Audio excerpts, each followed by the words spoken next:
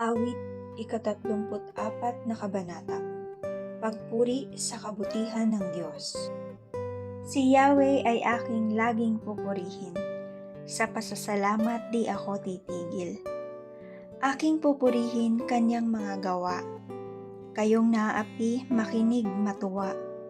Ang pagkadakila niya ay ihayag, at ang ngalan niya'y purihin ng lahat.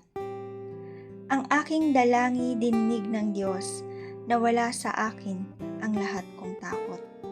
Nagalak ang aping umasa sa Kanya, pagkat di nabigo ang pag-asa nila.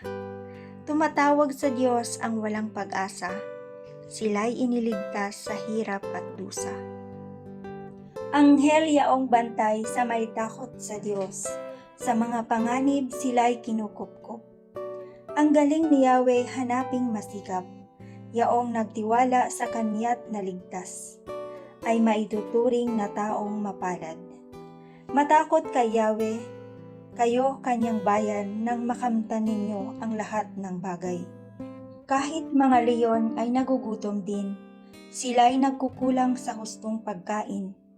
Ngunit ang sinumang si Yahweh susundin, sa anumang bagay hindi kukulangin.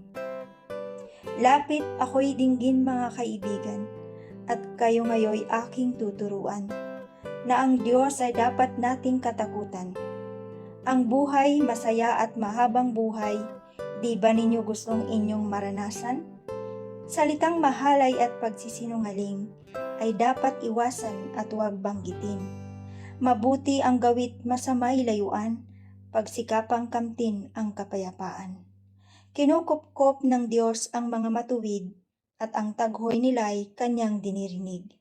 Nililipol niya yaong masasama hanggang sa mapawi sa isip ng madla.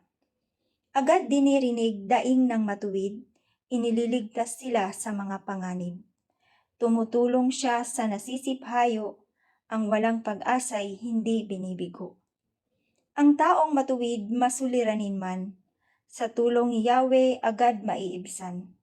Kukupkupin siya ng lubos-lubusan. Kahit isang butoy, hindi magagalaw. Ngunit ang masama ay kasamaan din. Sa taglay na buhay, ang siyang kikitil. Mga lingkod niya'y Kanyang ililigtas. Sa napakukupkup siyang mag-iingat.